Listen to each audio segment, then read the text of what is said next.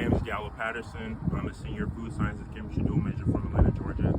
I have the privilege and pleasure to welcome you all here to the pride of the Swift Grown South, the third ranked HBCU in the nation, where we ball and parlay, whether sunny or gray, because that is the Tuskegee way. Okay, all right. The illustrious Tuskegee University.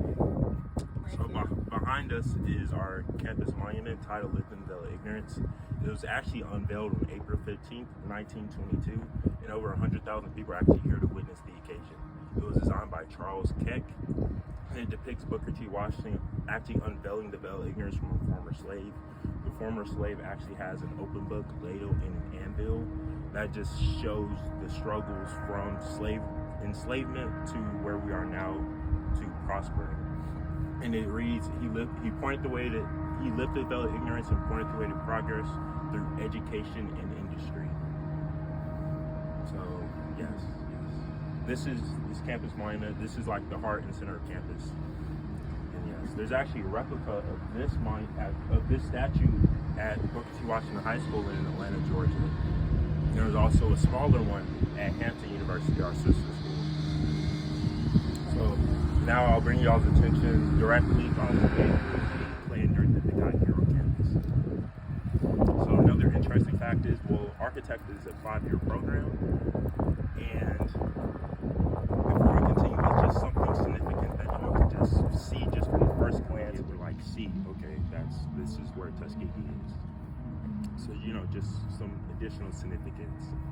So now I'll bring y'all's attention directly across from us to Margaret Murray Hall, named after Booker T. In addition,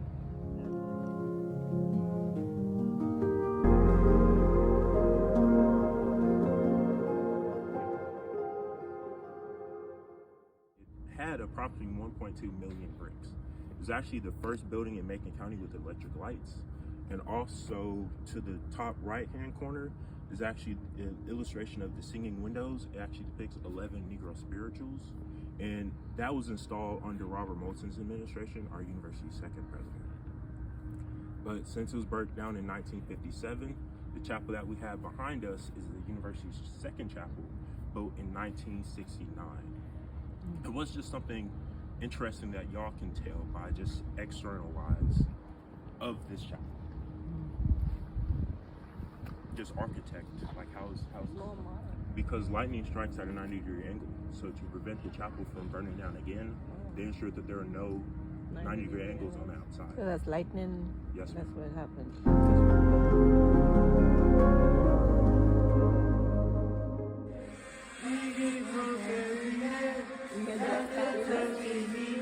Really?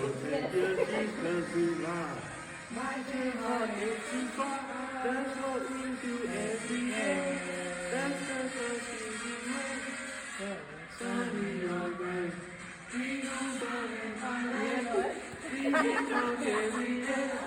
That's the Tuskegee way. So take your t-shirts and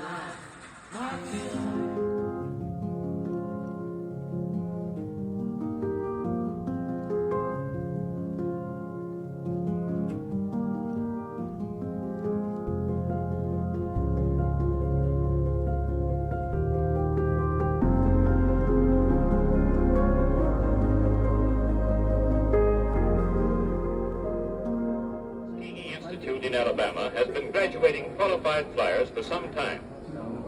The United States Army Air Forces stationed at Tuskegee's fields hold classes on the campus to teach the fundamentals of ground school. Beautiful place. You knew that this was what Booker T. Washington put together. You knew this is where George Washington Carver was. He was still there then. And so you had certain impressions. You still couldn't get a hot dog. You couldn't go to the movie. You could only go to certain movies, and then if you went to those movies, you had to sit way up in the balconies. We had some of our advanced pilots who were flying the P-40s. They flew around, they were section of the train. We had a sign on the bus where it would separate the whites from the blacks. The whites would get in and they move that sign back. And because they run out of seats for the whites, but there would be empty seats for the black. And they keep moving back so you get to the point where all blacks didn't have no place to. Allowing Negroes, as we would call it at that time, to get into aviation, I decided that when that door was open, I was ready to walk right in and get as many of my friends in as I could. Even though we were black and we were being mistreated and we had a great deal of prejudice, this is our country.